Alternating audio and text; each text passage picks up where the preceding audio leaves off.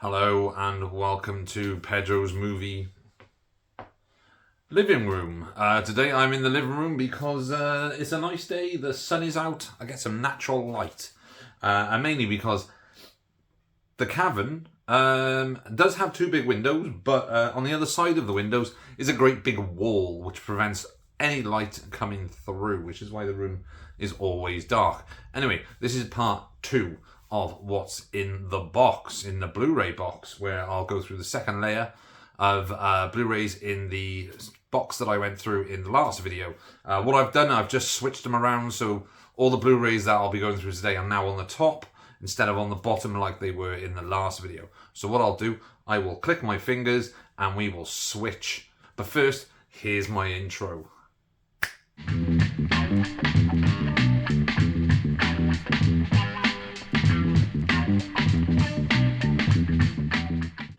This is part 2 of what's in the Blu-ray box. This is the first box. There is another box just over there in the corner. And I did record this right after recording the first part. But when I went to play it back, it was kind of out of focus. And the video would not transfer to my laptop. So I'm going to re-record it. And we're going to go through the remainder of the layer, the second layer in this box. Now, when I open the box, you'll see that all the films are on top. All I've done is I've just rotated the layer. So the layer that we watched, or that I went through on the last video, is now at the bottom. So I've put all the ones we didn't go through on the top, so make it easier, that's all. So, let's open the box. And this is the layer. So we'll start from here. We've got Big Hero 6. Really fun Disney 3D animated movie. I have a t-shirt of Baymax dressed as Marty McFly. I don't think I paid 15 quid for this, or did I? Oh yeah, it was 15 quid. 15 quid for Big Hero 6. You can get that for £2.50 or £1 now. Then we have the movie Life with Jake Gyllenhaal, Rebecca Ferguson and Ryan Reynolds. There is a rumour that Rebecca Ferguson did not get on with Ryan Reynolds on this film. However, this film is quite fun. I quite enjoy this movie. It kind of gives me the sort of old school Alien vibe, but it's a fun movie. Then we have The Serpent and the Rainbow by Wes Craven, starring Bill Pullman and Kathy Tyson. This is a sort of zombie movie that doesn't follow the Romero style of zombies, but more the old school voodoo-esque zombie thing. It's a good movie. Kind of massively underrated Wes Craven film, if you ask me.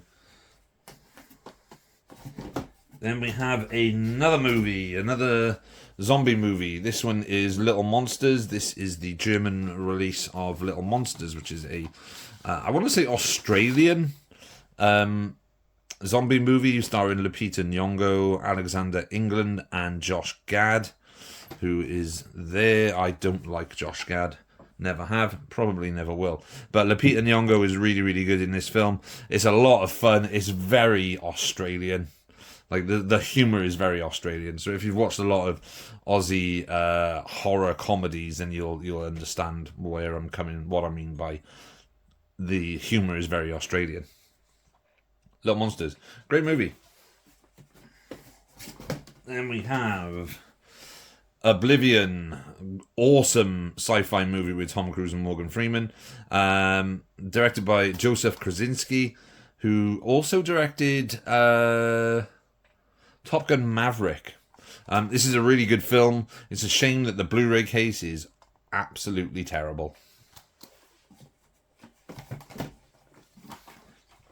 Then we come in with Ridley Scott's Gladiator, a film I'm not massively fussed on, but I wanted to kind of have it in the collection to maybe one day revisit it.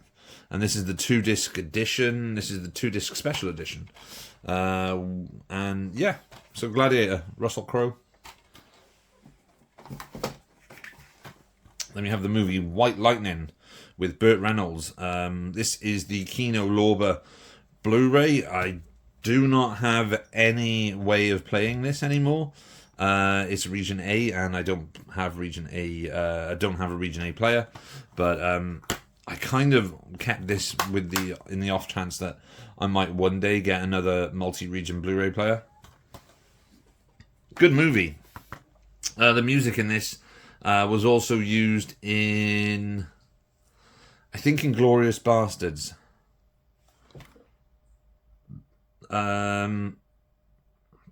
Starring Ned Beatty, Bo Hopkins, Matt Clark, and Jennifer Billingsley, directed by Joseph Sargent. There is a sequel to this movie called Gator, which I think was directed by Burt Reynolds, which follows the same character, who's like a bootlegger, and it's got car chases and stuff. This is a pretty cool film. Then we have Ferris Bueller's Day Off.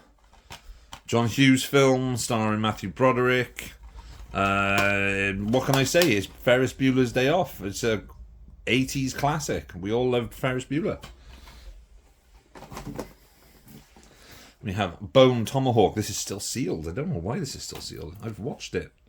Unless I watched it on a streaming thing. But yeah, Bone Tomahawk's a really good, brutal western.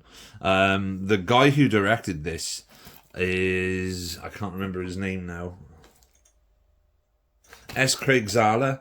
He hasn't directed a film in about 5 years, or 4 years, but he directed Bone Tomahawk, Brawl in Cell Block 99, and Dragged Across Concrete, which are all fantastic sort of throwbacks to the gritty 70s type of movie aesthetic. But Bone Tomahawk is great. This came out in, I want to say 2010. I might be wrong. Or 2012, which is about 2 years after the end of the TV show Lost. And it features Matthew Fox in this movie, and Richard Jenkins, Patrick Wilson, and obviously the main man, Kurt fucking Russell. And we have The Bride of Chucky, which is the point where the Child's Play series kind of went from sort of slashery movies, because I don't know if you could really call Child's Play a slasher film, even though Chucky sort of lumped in with like Leatherface, and even though Texas Chainsaw Massacre is not a slasher movie, but it's usually lumped in with like the horror icons like Michael Myers and Freddy Krueger and Leatherface, even Ash from The Evil Dead. But this film kind of went from being in the series, went from sort of serious horror to just out and out horror comedy now. That was followed up by Seed of Chucky, and then the two later ones, which was The Cult and The Curse of Chucky. This is so good though. Jennifer Tilly is amazing as Tiffany in this. Then we have the movie Bullet to the Head, starring Sylvester Stallone and directed by Walter Hill. Stallone is back to his best. It's killer versus killer. First time I saw this film, I was like, yes, it's so good. It's amazing action movie. Walter Hill's back. On subsequent viewings, this film, you know what I'm going to say, this film is shit. It's really bad. It's really bad. Walter Hill is no longer the top of his game. Obviously, that's like the man hasn't really directed a huge amount of movies in the last 20 years. It would be Bullet to the Head, The Assignment with Michelle Rodriguez, which is not a good film, and the most recently Dead for a Dollar, I think it is, a Western, which is actually not a bad film, but Bullet to the Head is not a good movie. Next up we have Bullet Train, From the producers and filmmakers of the John Wick series, starring Brad Pitt. I mean, it's okay. It's kind of fun. If a little bit over the top and... what's the word for it? Hyper stylized, if you know what I mean. Some great camera work. The fight scenes are actually pretty good in it, but the story itself is a bit meh. However, it does have Hiroyuki Sanada in it, and he needs to be in more movies. It's enjoyable. It's enjoyable. I would prefer. Well, I say I would prefer. I prefer from that side of some 8711, the stunt team and filmmaking team behind this and the John Wick films, as opposed to John Wick, because we all love the John Wick films. I prefer like Nobody or Atomic Blonde compared to this. I think David Leitch he's an okay director, but he's kind of got that McG thing to him, where everything just seems kind of artificial. I had the same issue with The Fall Guy, even though I thought The Fall Guy was a lot of fun and the stunt work in that was amazing. It just felt kind of artificial. The same with Deadpool 2, which, even though it's a fun movie, I don't think it's as good as the first one, and it's definitely not as good as the third one. Yeah. But Bullet Train's alright. It's a fun movie, if it's obviously not taken too serious. Then we have Cadillac Records, starring Adrian Brody, Jeffrey Wright, and Beyonce Knowles. This is a really good movie, this one. This is about Leonard Chess, who started a record label called Chess Records, and it had a lot of the old like pre-Motown artists on there, like Chuck Berry, and maybe not Chuck Berry, I don't think he was part of Motown, but it's got like Etta James, Howlin' Wolf, Chuck Berry, and yeah, it's a really good film. Quite underrated. Adrian Brody's really good in this. Jeffrey Wright obviously is Jeffrey Wright. Jeffrey Wright's a phenomenal actor. Probably needs to get more lead roles, I think. But this was directed by Darnell Martin. It's written and directed by Darnell Martin. And yeah, it's a nice biography of classic black music in the 1950s and 60s. Really good. Massively underrated. Then we have the remake, sequel, requel, reboot of Candyman. This was written and produced, well, co-written and produced by Jordan Peele, but directed by Nia DaCosta, or co-written and directed by Nia DaCosta. So, yeah, Nia DaCosta. And it stars Yahya Abdul-Mateen II, Tiona Paris, Nathan Stewart Jarrett, and Coleman Domingo. I can't really talk too much about this because I haven't seen it. So I can't really give a lot of I can't really give a quick review on it. But yeah, it's one that I picked up very, very cheap, and I'll probably give it a watch at some point. As I'm not a huge fan of the original Candyman movies. I love Tony Todd, just not a fan of the original Candyman or the sequels that came out. It's not really one that I gelled with as a sort of slasher movie.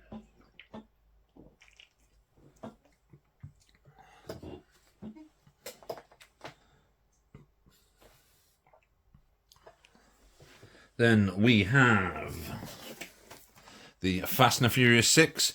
Big Fast and the Furious fan. I've got all of them up until 8.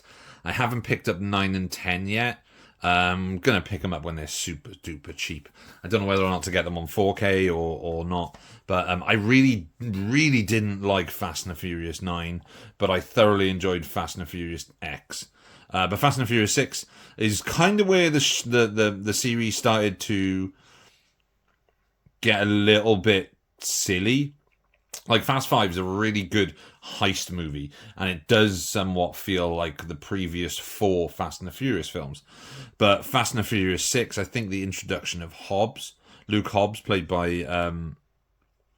Dwayne Johnson, having a more prominent role in this compared to, even though he's really good in Fast 5, but I kind of feel that it started to get a little bit silly. Like, the whole jump across the ravine to save Letty is just ridiculous. But it's still a very fun, fast-paced action movie, and yeah, it's a film series that I'd say is my biggest guilty pleasure. Then we have Hobbs and Shaw, which is the first and only current spin-off from the Fast and the Furious franchise. This follows Luke Hobbs and Shaw. What's his name? Deckard Shaw, played by Jason Statham, and it's more of like a spy action-y thriller compared to the Fast and the Furious, but this has got some really good action sequences in it. Again, this is a David Leitch movie, which is probably the best film that he's directed, I would say. But yeah, it's fun. Jason Statham's great in this, doing what Jason Statham does best, which is play Jason Statham. Idris Elba's a really good villain, and Vanessa Kirby is also really good in this. Yeah, it's just a fun movie. Like I said, Fast and Furious is my guilty pleasure franchise. And I like Grease 2, unironically. Then we have Cabin in the Woods, which is so damn good. Seriously. This looks like one of those really cheap, what do they call it? Like really cheap, straight to DVD, post 2010 horror films that tried to capitalize on Cabin in the Woods. What I mean by it is it looks like, it's the cover. The cover's really cheap, and they could have done a lot better artwork for the poster and the cover. But it's got a young Chris Hemsworth in it as well. But this film is really good. It kind of, in a way, it's a parody of genres, the horror genre, and quite meta in its like deconstruction of how horror movies work. Yeah, a lot of fun, really good. Love watching this. I don't know whether or not is there a 4K of this. If there's a 4K, I might try and pick up a 4K because I really do enjoy this movie. It's written and produced by, it's co-written and produced by Joss Whedon, and it is directed and co-written by Drew Goddard. Very fun movie. Fran Kranz's character in this is great. Then we have Night and Day. Again, another really fun action movie. This is Cameron Diaz and Tom Cruise. Night and Day is the kind of film that we would have got in theaters or in cinemas when this came out. But nowadays, a film like this would essentially be a straight-to-Netflix release or a Apple TV action movie. Because that is these are the kind of films that studios don't put budget behind anymore, so they're films that would likely not get seen in theaters. But Night and Day is like back when this came out. Obviously, Tom Cruise and Cameron Diaz were big names. Who directed this? I actually don't know who directed this. I think I was going to say Muck G, but I don't think it is.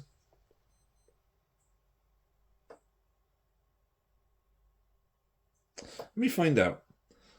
Alexa, who directed the movie Night and Day with Tom Cruise? Good afternoon, Peter, from Facts.net. Directed by Cameron Crowe and starring Tom Cruise, this movie blends reality and dreams in a way that leaves viewers questioning what is real. Well, Alexa was completely wrong there, because this was not directed by Cameron Crowe. 100% I can tell you this was not directed by Cameron Crowe. But I will find out, and I will put it at the bottom underneath this, just to find out.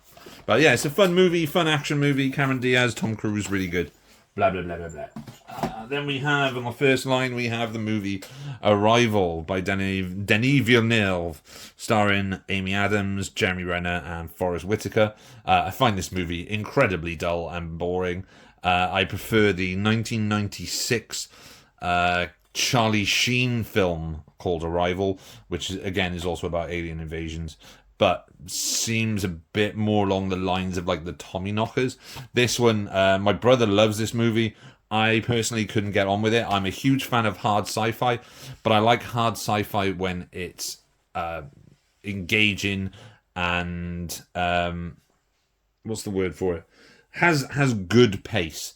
Arrival, personally, I didn't think was paced very well. I found it very slow and very meandering. Even though the visuals are fantastic, I just found it quite boring. So that is the first side. Let's move on to another Denis Villeneuve film, which I still haven't seen, and I haven't seen the sequel, so I can't really talk a huge amount about these, and it's the movie Dune.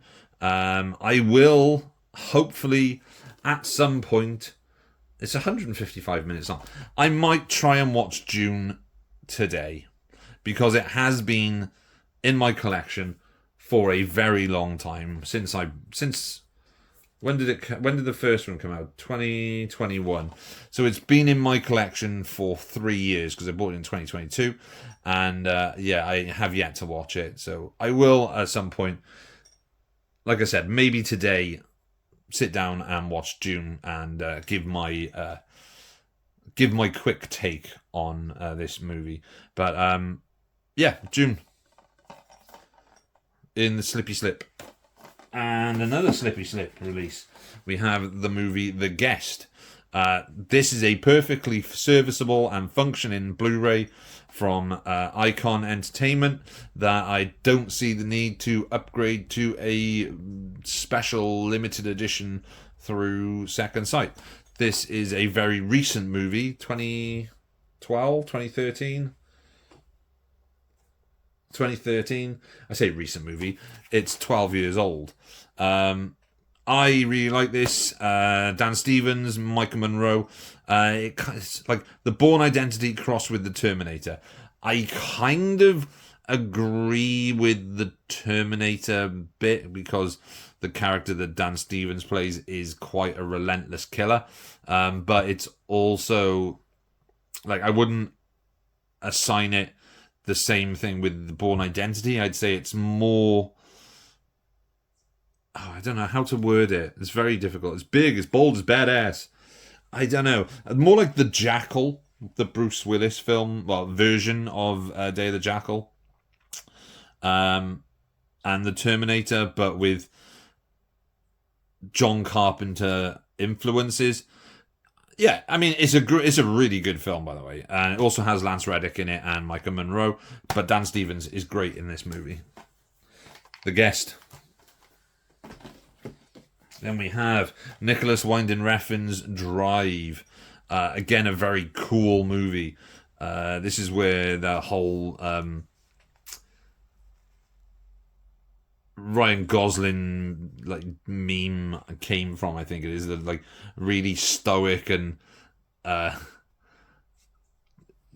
what's the word for it? Stoic and kind of overly serious Ryan Gosling. Who that was his character arc at the time with Drive, Only God Forgives, Place Beyond the Pines, and then he did the Nice Guys, which kind of threw that whole seriousness out of the window, and we realized that Ryan Gosling, while he does all these ridiculously serious roles in these quite downbeat movies, he's actually better as a comedic actor. So films like The Nice Guys and like Barbie, where he played Ken, show that he's a better comic actor than he is a dramatic actor. I know it's a very weird way of saying that, But yeah, Drive is cool as shit though. It is a very good movie. Nicholas Winding Refn would also direct Only God Forgives, but that's not a good film. It's a bit of a shambles of a movie, to be honest with you, and kind of tries to be cool as shit, but doesn't really work. The interesting thing about Drive is that at one point Neil Marshall was actually attached to direct this film from a different script. It's the same sort of... it was the same plot and everything, but it was a different rewrite, I guess you could say. This one was kind of taken on by Hussein Amani and rewritten to give us the more sort of like neo-noir Michael Mann-esque type of film. But Nicholas Winding Refn's directing in this is pretty good. And yeah, just a cool as shit movie. Then we have The Exorcist, the director's cut, extended director's cut, and original theatrical version, directed by William Friedkin. It's The Exorcist. What more can you say? It's a phenomenal movie. I actually have the 4K of this, so I may be looking to move this on at some point in the very near future. So look out for maybe a giveaway or maybe a PO box. Who knows? I don't know. Why would I know? But yeah, it's The Exorcist. Great movie. Then we have From Beyond, H.P. Lovecraft's From Beyond. Humans are such easy prey. It's directed by Stuart Gordon and produced and co-written by Stuart Gordon and Brian Usner. Starring Jeffrey Combs, Barbara Crampton, and Ken Foree from Dawn of the Dead, and Keenan and Kel. There we go. This is the second site release. I know this has recently had a re-release via 88 Films on 4K, I think it is, but I'm not 100% sure on that, so don't quote me. But this is a good film, good 80s horror movie, but then it's a good 80s H.P. Lovecraft body horror film from Stuart Gordon, so of course it's going to be great. But yeah, really nice edition of this as well. In the slippy slip, great artwork on the front. Comes in the Amaray case. Nothing else. There's no reversible. This is back in the earlier days of the boutique boom, I say. It's 2013 this one was released. But yeah, cool movie. Another really cool movie. Girl with All the Gifts. The Girl with All the Gifts is a British zombie film based on a quite popular novel, which I can't remember who wrote it now, because he followed it up with a sequel book.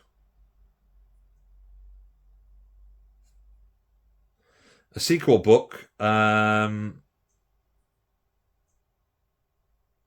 I think it's The Boy on the Bridge. But this is about a virus that sweeps through the UK, and it's about this girl here who is infected with the zombie virus, but is able to sort of like communicate with zombies. And yeah, it's difficult to explain, but it has that really cool. Well, I say really cool.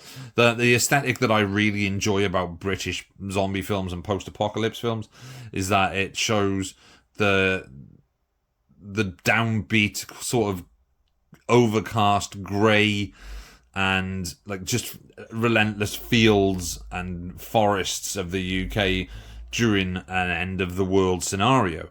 It stars Gemma Arterton, Paddy Considine, Glenn Close, and introduces us to Sienna or Senia Nanua. Yeah, it's cool. There's a really cool thing about this. It's kind of follows the plot follows the same sort of outbreak as The Last of Us. So this is technically, well, not technically, but spiritually a early adaptation of The Last of Us. It's a cool movie though. Very good film. Then we have Godfather Part 3, aka Godfather Coda, The Death of Michael Corleone.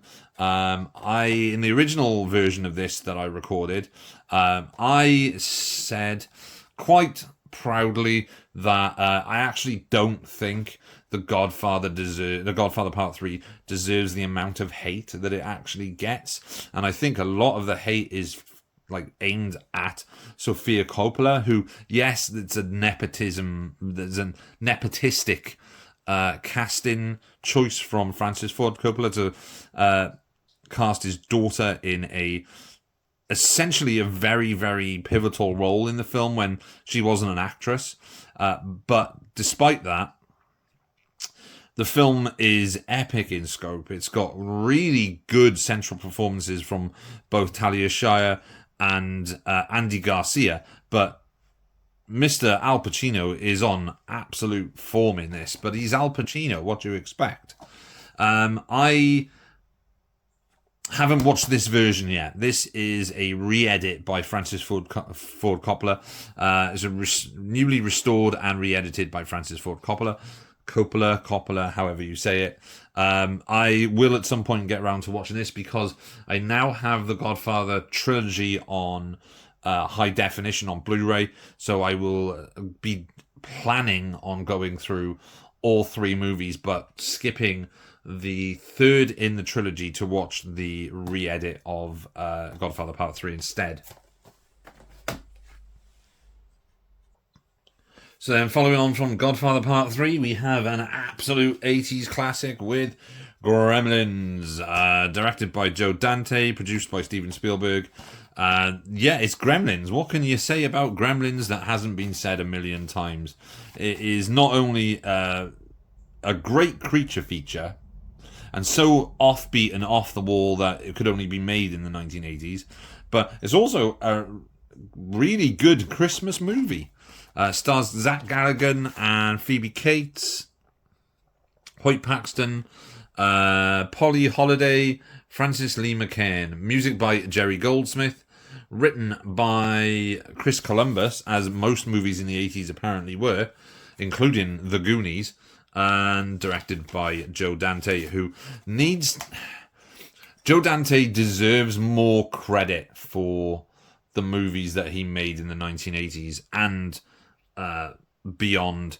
So things like Gremlins, like Inner Space, and The Howling in the 80s. I mean, he probably made more as well.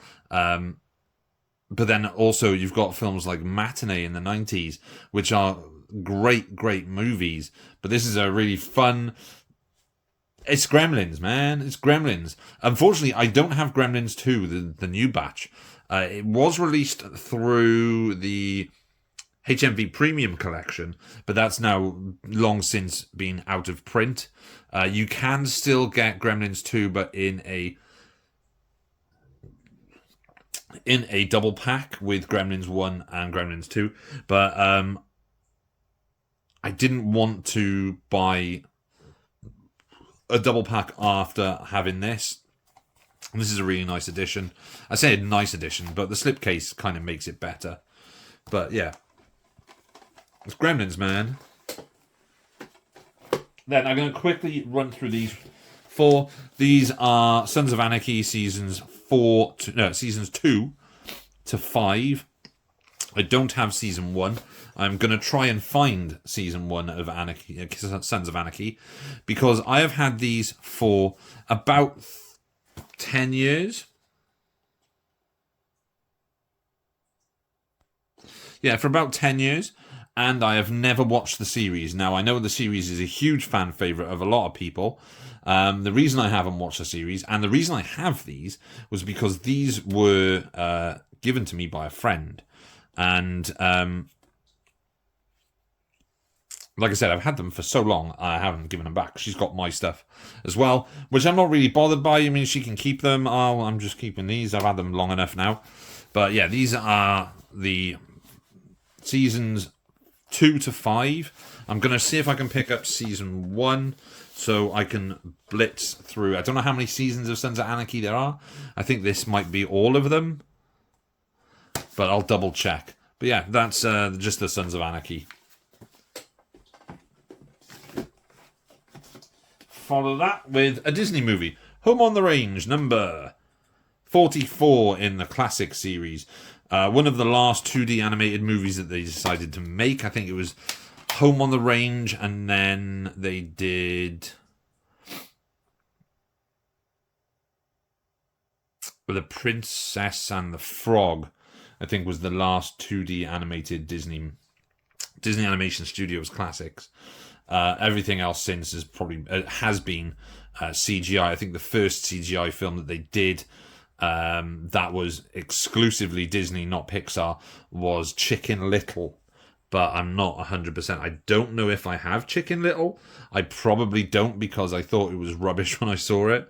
And even though at one point I was trying to get all of these, all the Disney movies. There are some that I'm not overly fussed on. Home on the Range, while it's not a great film, it is quite enjoyable, and the animation is just stellar, as you'd expect from Disney Animation Studios in the late or the very early 2000s.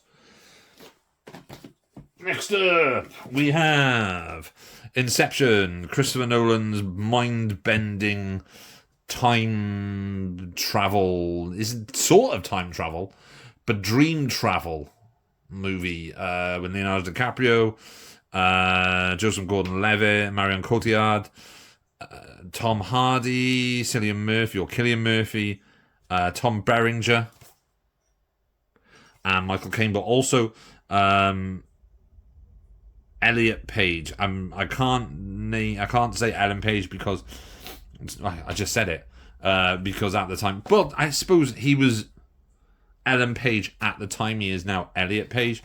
But this film it's Inception. It's a fantastic movie. It's beautifully shot, brilliantly staged, really well acted. DiCaprio is fantastic.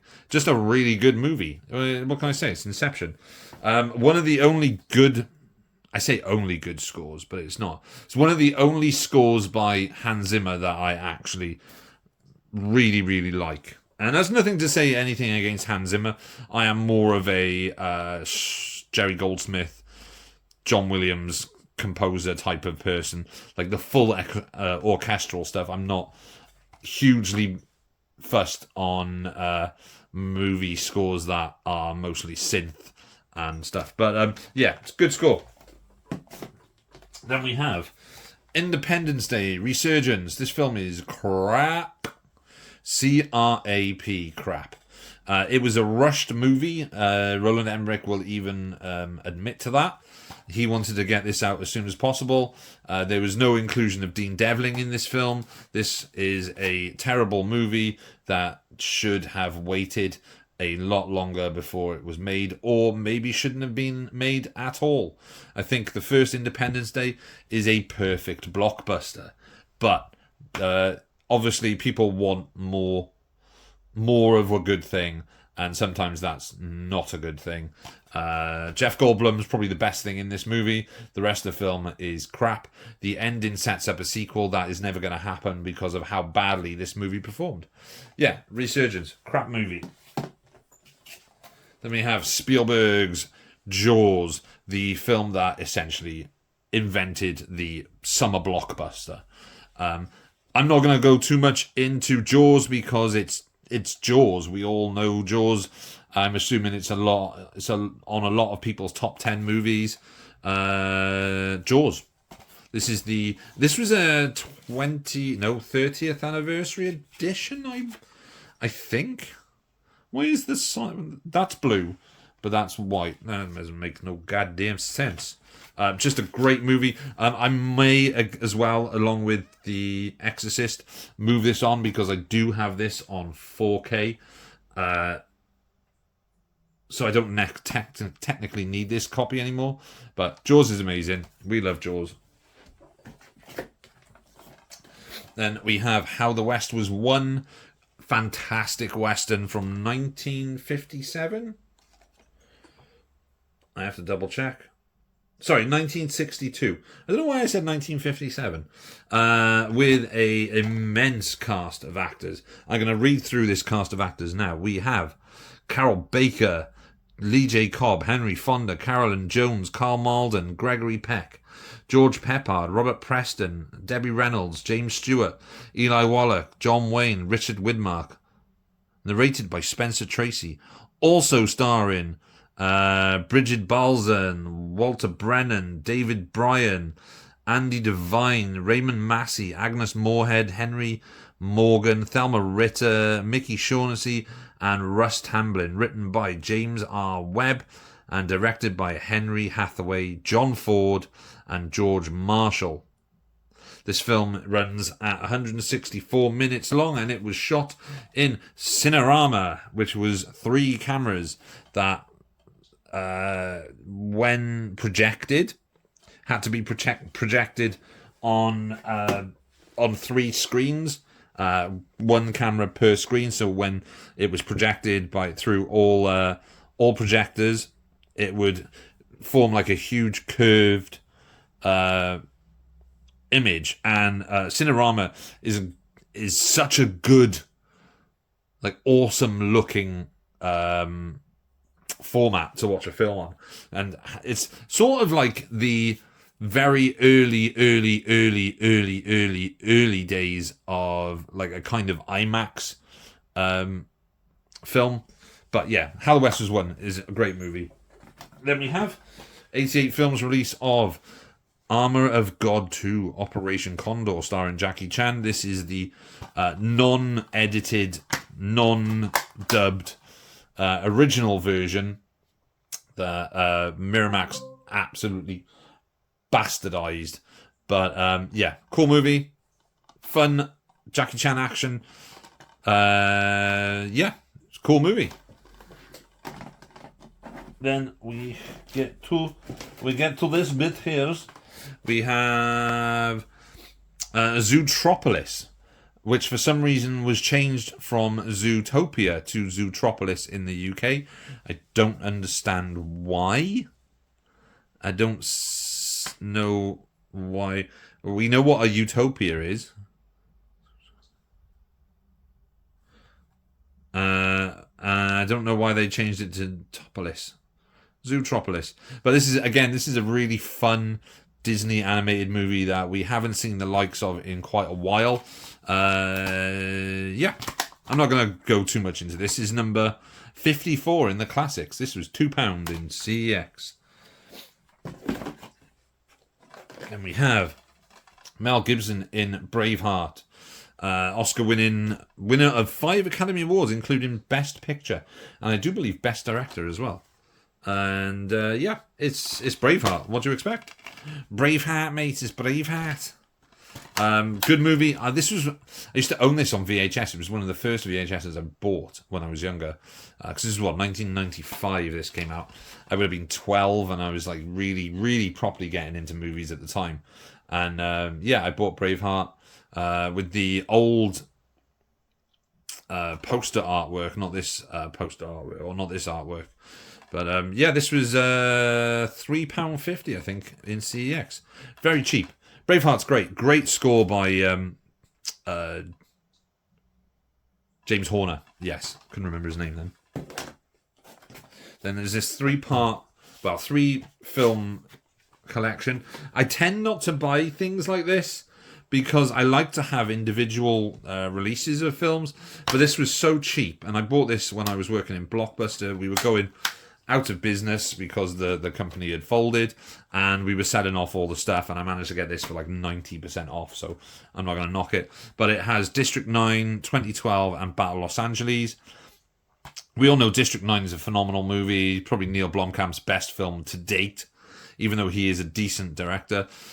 2012, Roland Emmerich again doing The End of the World, probably what he does the best, although the problem with 2012 is fucking rubbish. And then Battle Los Angeles, which I absolutely love. Battle Los Angeles. Not only is it a great alien invasion movie, it's a really good modern combat film as well. Yeah, so that was really cheap. But District 9, out of the 3 films in this pack, District 9 is probably the best, followed by Battle Los Angeles, and the less said about 2012, the better. Yeah, good. Then we have Body Heat, starring William Hurt and Kathleen Turner, back when Kathleen Turner was very, very good looking. Not to say that Kathleen Turner's not very good looking now. She's not. Friends made out that she was a man. She looked like a drag queen. But Body Heat also stars Richard Crenna. It's written and directed by Lawrence Kasdan, which is, 1983? I want to say 1981. So when he wrote, he must have written either Body Heat and The Empire Strikes Back around the same time, because this was released in 81. I think, was it 1980 that Empire Strikes Back was released? So this was a follow-up. This was, I think, his directing debut. I'm not 100% sure, but this is a very good noir, like modern noir movie or neo-noir movie, but more of like an erotic thriller type of thing. It's a very good film, Body Heat. And then we move on to the last few now. So we've got, I'm going to do these two at the same time. We have the movie Bad Moms and Bad Moms Christmas. I know these aren't the type of films you'd expect to see in my collection, but these are really fun, funny, kind of easy to watch comedies that you don't have to think too hard about. They got really funny performances by everyone in it, from Mila Kunis, Kristen Bell, Catherine Hahn, Cheryl Hines, Christine Baranski, and Susan Sarandon in this one, which is the Christmas film. And the same three original, and also Annie Mumolo,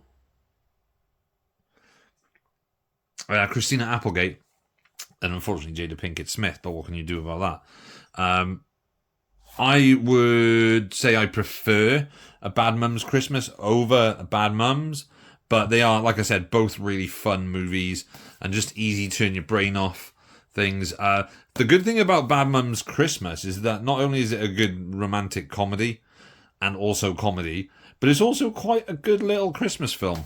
So I watch that usually every Christmas, along with Muppet Christmas Carol, and there's another Christmas film I watch as well, Just Friends, with Ryan Reynolds. And then we have this, Ghost in the Shell. This is the HMV exclusive bonus disc edition with this artwork. I haven't seen this movie. I don't know if it's any good. The reason I have it is because it's actually my brother's, and he doesn't really collect movies in the same way that I do. He's more of a gamer. So when it comes to movies, he's more of a collecting straight the original anime version of this, and yeah. So I'm a movie person. He's an anime person. I do have his copy of Perfect Blue somewhere. I think I might have given it back to him actually, because I'd had it for so long. But I've not actually watched this. I don't know why. It's just been sitting in the box for a very, very long time. But that's Ghost in the Shell. I think it was because I saw the anime and I didn't really get on with the anime. Then we have Alien Covenant. This is solely in the collection because it's part of a franchise. You know when you buy a movie to complete a franchise, even though the film itself is absolute trash, like the final 2 parts of the Resident Evil franchise. Now, I'm not saying the Resident Evil franchise is amazing, but up until a certain point, they are very, very entertaining movies, even if they are quite crap. But there's always a film in a franchise that is absolutely god-awful. That is this film for the Alien franchise. You've got the final chapter for Resident Evil and Fast and the Furious 9 as the shit parts. And also Terminator Genesis, that because they are part of a franchise that you have every other movie of, you kind of feel obliged to include that film in the collection. Like, I've put it off, even though I absolutely hated everything that happened with it. I feel like I need to buy Indiana Jones and the Dial of Destiny, even though I really, really hated it. But because it's part of a franchise and it's part of Indiana Jones, I feel I need to own it. But Alien Covenant, literally the entire movie was made out of spite. It was made to spite Neil Blomkamp, who was trying his damnedest to make an Alien 5 with Sigourney Weaver and Michael Biehn, but never. Obviously, it's Ridley Scott's franchise, which really sucks. Then we have Criminal. Criminally underrated sci-fi action movie.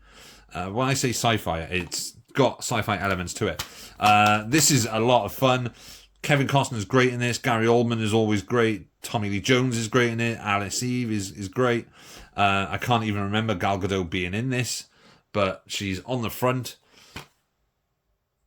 Yeah, good movie. Kevin Costner's great.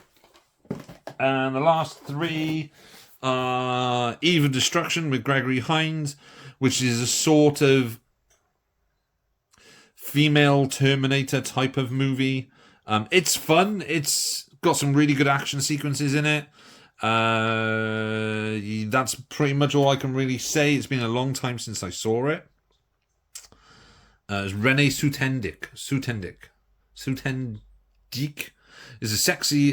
is sexy and lethal as Eve 8, a sophisticated and deadly android run amok in this heart-pounding sci-fi thriller, directed by Duncan Gibbons.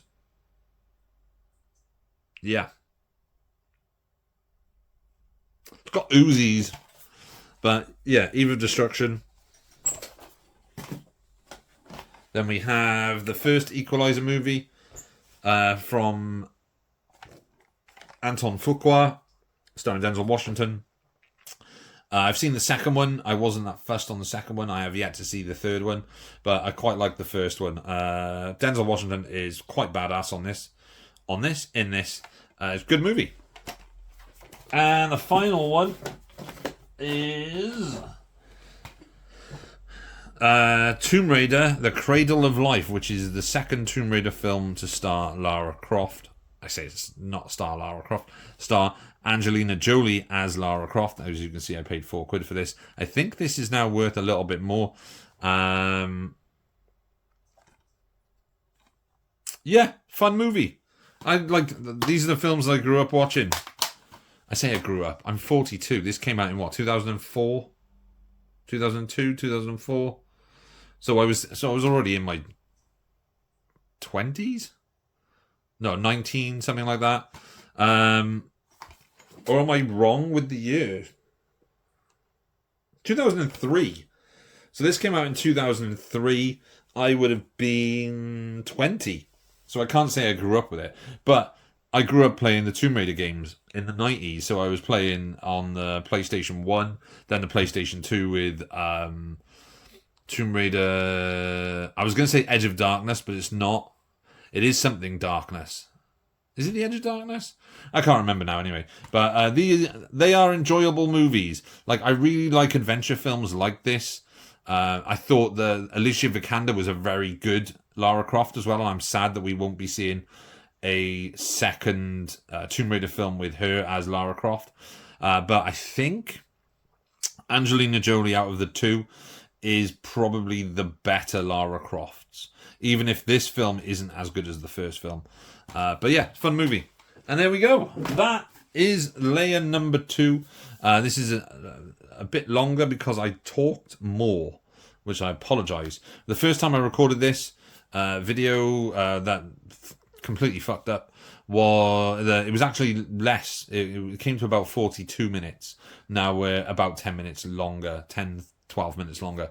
But this is the complete first box of what's in the Blu-ray box, part 1 and 2, layer 1 and 2. Thank you everyone for watching. And thanks for commenting and all that jazz. If you enjoy this stuff, you can subscribe if you want. You can press the notifications. You can leave a comment. You can leave a like. If you want to get in touch with me, you can get in touch with me through Instagram. I am on there. The link is on the channel. And yeah, thanks everyone. I'm going to give you a salute, which you can't see, but I will throw up the peace sign, and I will tell you that I am out. Cheers everyone. Hope you all have a bitchin' day. Thanks.